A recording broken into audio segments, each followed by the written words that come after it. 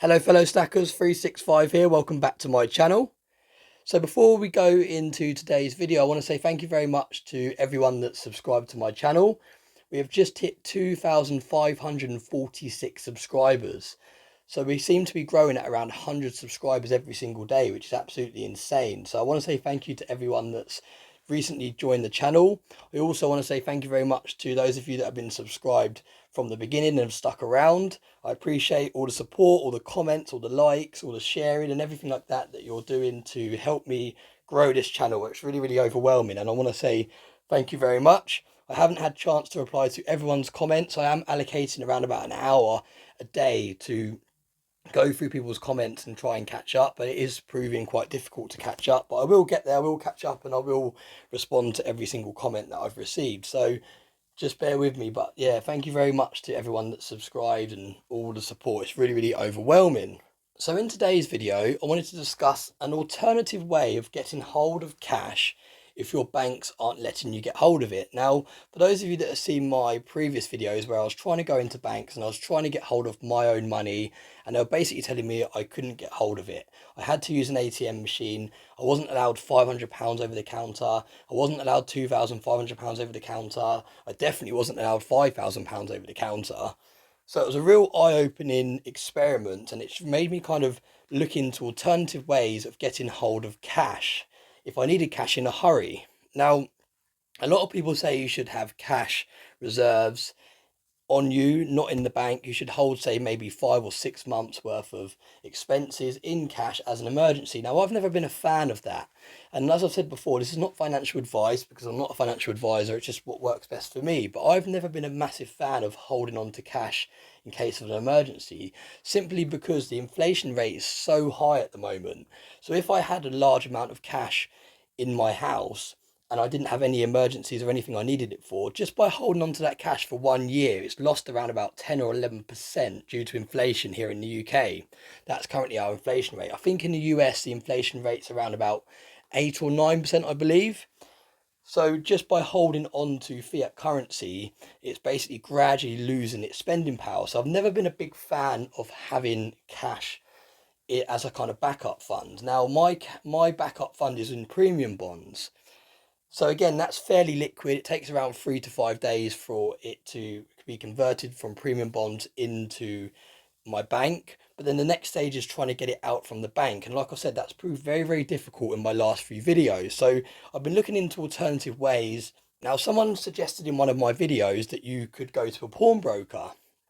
So if you stored your emergency funds in precious metals and you needed some quick cash, you could go to a pawnbroker.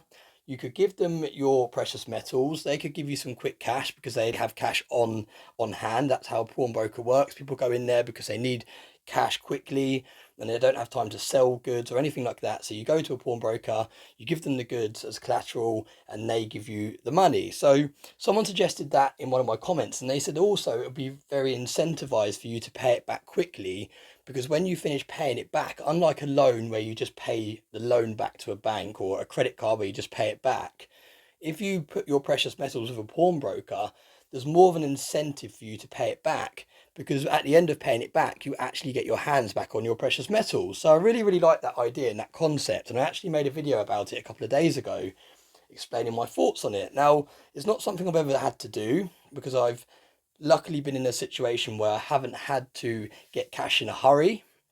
I can wait for the bank to either order me cash or to draw it out slowly through an ATM.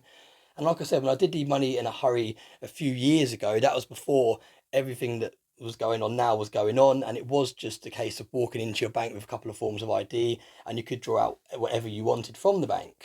Now, someone reached out to me in my video and they said they were actually a pawnbroker and they were explaining how it works. Now, I asked them if they would mind sending me an email to kind of go into more detail explaining how the process would work for a stacker, and they've done that. And I've asked them if they wouldn't mind me reading the emails out and sharing them with everyone just to kind of educate people. And I thought it's quite an interesting email because it really goes into detail about how it kind of works. Now, I'm not saying this is a great thing to do because you do still pay interest, but it's just nice to know that if you needed quick cash, there's other options out there when you're holding your emergency fund if you choose to in precious metals. Now, I'm not a financial advisor. You never want to watch someone on YouTube and directly follow their advice because everyone's situation is different. You might much more prefer to have a lump sum of cash in your house and have that on hand in case there's any emergency. You might not be too worried about inflation eating it away and eroding its spending power if you don't need it for a couple of years. But if you're like me and you don't like the idea of having your emergency fund in cash, which is losing its spending power every single month, every single day, every single year, then this is definitely something to consider. So here is the email. So it's titled Pawn Loans to Stackers. So it's really tailored towards stacking community, and I think it's going to be really helpful. So it says, hi, further to your request for more information on pawn loans for stackers, below is a quick run through of how it works. Most pawnbrokers' loans are for 6 months, but some do them for 7. Ours are 6 months. The rate of interest varies between 7 to 10% per month, dependent on what the collateral is. Every pawn company will have a different policy on what they lend against specific items. In our case, for example, with silver coins, we lend what the customer would get through selling to bullion by post. So they at least receive a fair sale price at the time they took out the loan. On scrap gold, we lend up to 70% of scrap value. The loan lasts for 6 months, in which you do not have to pay a penny back, but you are able to pay any amount back at any time during the 6 months. The rate of interest is simple, not compound. So interest does not get rolled on top of interest. It pays to pay off as much as possible, as early as possible. Once you have paid any interest outstanding, you are then paying off the original loan. And therefore the interest goes toward reflecting the lower loan amount and is reduced accordingly.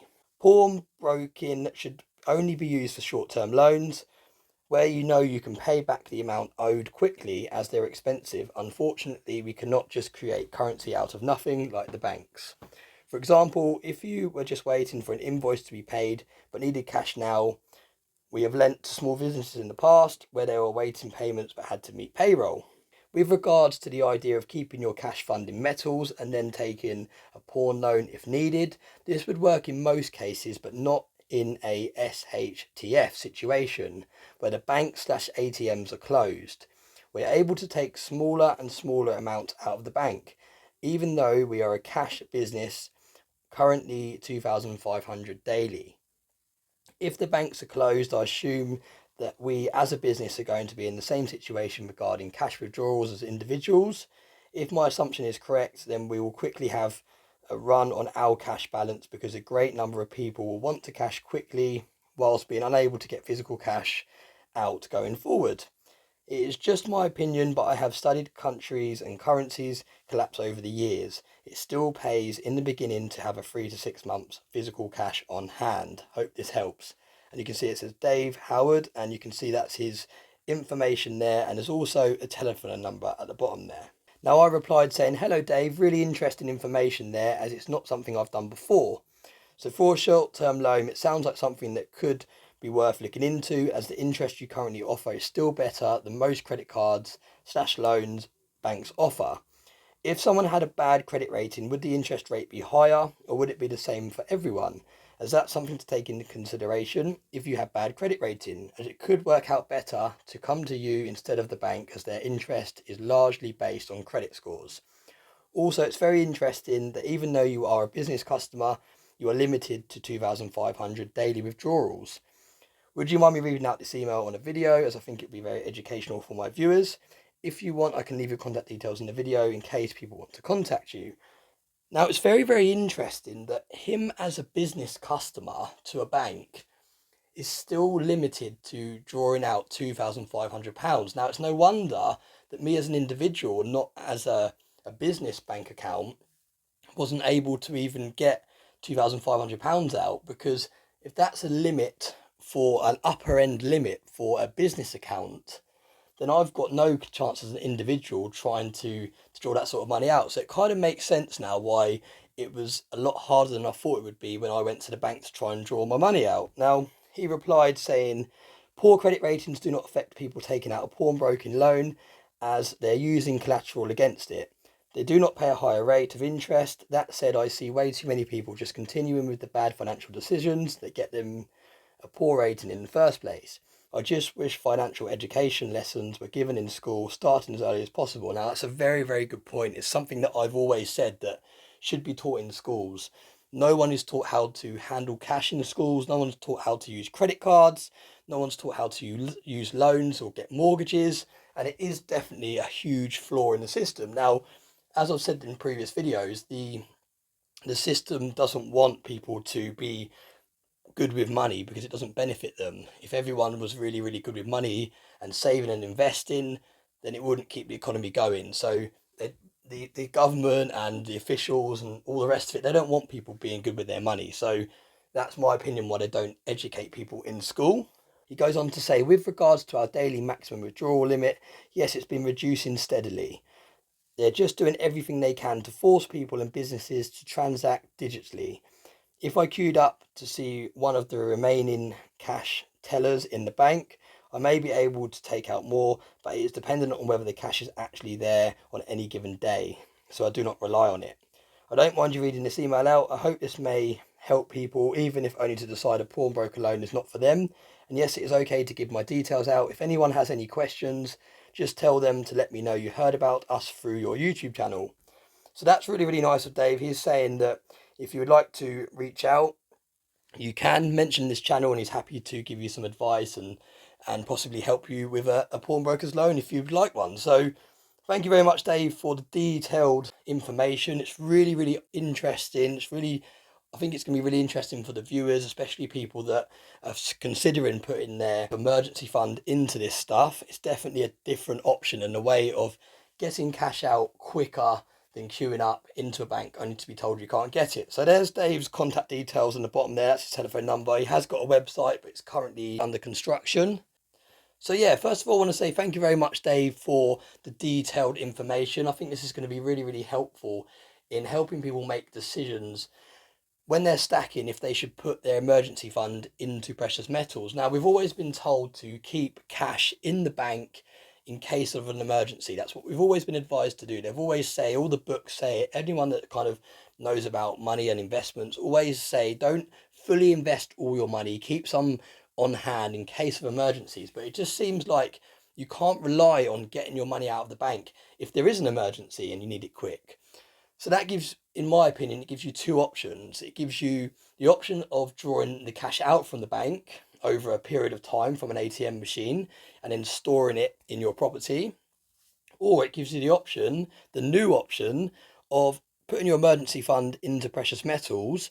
And if an emergency happened, you know you've got the option of going to a pawnbroker and swapping this stuff for cash. So I quite like that idea. And like I said before, I like the idea of having my emergency fund in precious metals. Now I know that this is a new option to be able to get cash from it and still get my precious metals back and not actually having to sell them. Also, if you have a bad credit rating, you get the same interest rates as everyone else. It's not like when you go to a bank to get a loan or a credit card, it varies on your credit score. If you go to any comparison website for a loan, and you put your details in and someone else next to you puts their details in, you'll both get different rates of interest, and that is based on your credit score. So obviously I'll have to do a whole separate video for those of you that are unsure how credit scores work and the best way of building them and all the rest of it. But basically, to quickly summarize, if you have a bad credit score, you get charged a higher interest rate when you're taking out loans, when you're taking out mortgages, any kind of borrowing, because the bank looks at you as more of a risk if you have a lower credit score. So that's really interesting to know that if you go to a pawnbroker's, because you're actually putting down kind of collateral, almost like a deposit, you still get the same interest rate as anyone else. And like I said, those interest rates don't seem too bad at all. 10% does not seem like a high interest rate when you compare it to what the banks are offering currently. So yeah, it's definitely something I'm going to consider. It's definitely something to think about. I've always liked the idea of having an emergency fund in premium bonds, because that way I've got a chance of winning if my number comes in on the premium bonds, and at the same time it's fairly liquid. But like I said, now it's proven more difficult to get my money from the bank. I've still got to sell those premium bonds and move it into cash in the bank and then go to the bank. And if they're turning around to business customers, as we've just seen from that email, and they're reducing the limits, as Dave said, they keep reducing his limit of how much he can take out every single day, and it's currently down to £2,500, and he's a business customer. What's it going to be reduced for us as individuals? It's going to get to a stage where it already seems the case, where you go into a bank and they physically say, no, you can't draw your money out, you have to use the ATM. And if I wanted £1,000 out and it was an emergency, I don't want to be going backwards and forwards to the bank for 4 days in a row before I get hold of my £1,000. I think I'd rather have it in this stuff where I could literally walk into a pawnbroker and say, here's some silver and gold, keep hold of that for me, let me have some cash, let me pay off this emergency, and then I'll pay it back and I'll take all this stuff back. So yeah, let me know what you think about this video. I'm going to wrap it up there because it is quite a long video, but I do think it's very, very interesting, and it's a real eye-opener just to show you a different way of being able to convert this stuff back to cash quickly without the hassle of having to actually sell it, but then still being able to keep hold of this stuff and get it back. And also, what I found quite interesting is he said that they offer the same rates as Bullion by Post would offer you. So even if you didn't want to have your precious metals back and you wanted to sell it straight to Bullion by Post, surely going to pawnbrokers with this particular pawnbrokers anyway would be better than even going to Bullion by Post, because you go to Bullion by Post, you've got to wait for them to transfer the money over to you into your bank, and then you've still got to draw it out. Plus, you've got to ship your precious metals to them as well. Whereas if you went to a pawnbroker's, you walk in, you give them your precious metals, you get the money, and then you can sort out the emergency. So there's a lot of things to take in, a lot of things to think about. I hope this video was helpful. I hope you learnt something, because I definitely learnt something. And like I said, thank you very much, Dave, for letting me leave your contact details in there. If you want to reach out for Dave, he is based in the UK. His number's there. Mention that you saw his contact details from my videos. And yeah, he'll be able to give you some advice and possibly help you if you wanted a short-term loan. So as always, thanks very much for all the support. Thanks for watching my videos, and I hope you have a nice day.